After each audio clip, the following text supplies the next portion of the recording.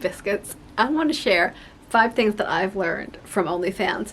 So I have enjoyed the last year really playing with my OnlyFans page to see what creative itch it could scratch. You know, what is it? It's a slightly different platform than everything else. How can I play with this and have fun and have a great time? And I do feel like it's a slightly different vibe on there than other social media platforms. So I took my notes. I'm going to tell you the differences that I noticed. Okay, this is maybe the oddest one.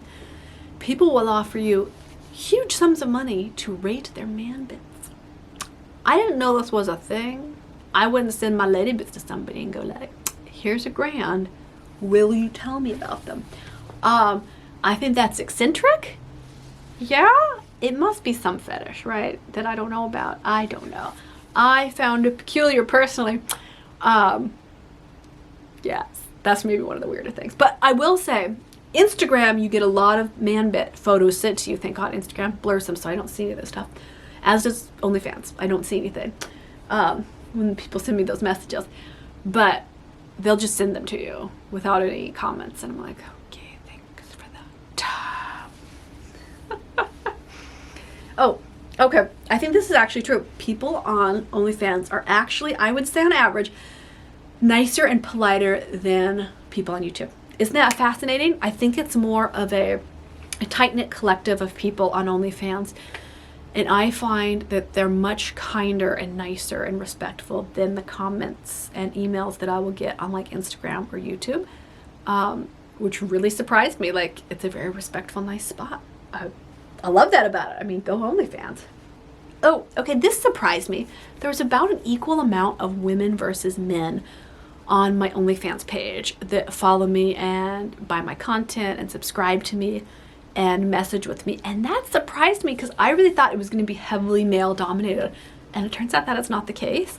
That surprised me. I think that's great. I love that it's got something for the female gaze and not just the male gaze, which is like what so much media is created for. I really like this about OnlyFans. It's allowed me to draw outside those creative censorship lines so much more, and it's been so fulfilling. Like, I was talking to a friend actually about some plans that I have for turning more of my romance books into a longer series and movies on there. And they could tell, like, they commented how joyful I spoke about it because it was such an exciting thing to get to be creative in an uncensored way. And I really appreciate that. It was fun to find a platform where, you know, I could just post what I felt like. I didn't have to like worry about censorship rules. So I think that's very freeing as a creator, you know, like a content creator. It's really nice to just create and not have to create with these parameters in mind of what I can or cannot talk about or say or wear or show. I think that's very nurturing to my inner creative self. Okay, this is true too. You won't make as many like deep, real friends from social media on OnlyFans as you will on like Instagram. Probably Instagram's where I've made the most real social media friends, even compared to YouTube.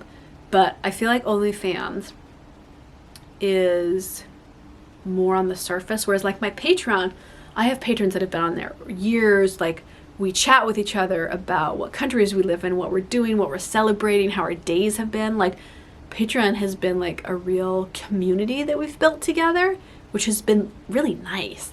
And like, I know these people, you know, like, oh, this is great. Whereas OnlyFans is a bit more on the surface, I feel. You just don't get the connections that maybe you do on other social media platforms.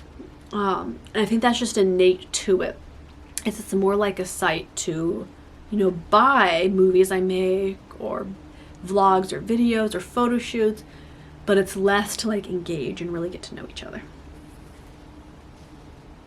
Nope. Okay. Those are all my notes to myself. I hope this was fun for you. If you are a OnlyFans creator, I would love to hear from you. What experiences have you had on there that are different than other social media? If you're on my OnlyFans, what is your favorite thing that I've posted so far on there?